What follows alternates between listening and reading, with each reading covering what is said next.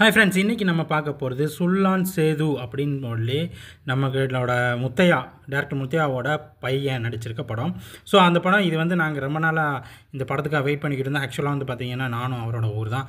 So நான் அவருக்காக அந்த படத்துக்காக ரொம்ப நாளாக வெயிட் பண்ணிக்கிட்டு இருந்தேன். ஸோ இன்றைக்கி அந்த படம் வந்துருச்சு. ஸோ இதோட ட்ரெய்லர் இன்றைக்கி ரிலீஸ் ஆகிருக்கு.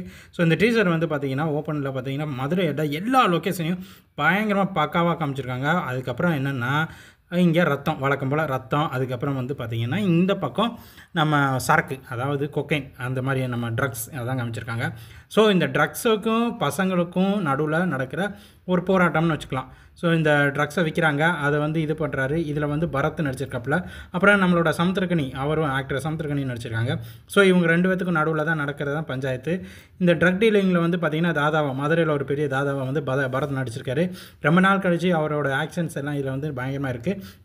அதே மாதிரி அவர் ஃபேஸ் ரியாக்ஷன் வந்து பார்த்திங்கன்னா இதில் செமையாக இருக்குன்னு சொல்லி நம்ம எதிர்பார்க்குறோம். சேம் அதே மாதிரி இதில் நிறைய ஆக்டர்ஸ் நடிச்சிருக்காங்க.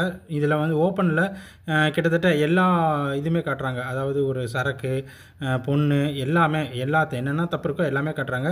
ஸோ இதுக்கு இடையில தான் நம்ம ஓப்பன் சீன் பண்ணி நம்மளை கொண்டு வராரு நம்ம ஹீரோ.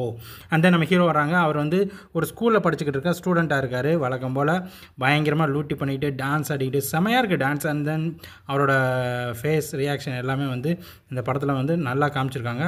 கிட்டத்தட்ட நாங்கள் ரொம்ப நாளாக எதிர்பார்த்துக்கிட்டு இந்த இது வந்திருக்கு. மாதிரி இதில் வந்து பார்த்திங்கன்னா டான்ஸ் அவர் வந்து நல்லா ஆடி இருக்க மாதிரி தெரியுது.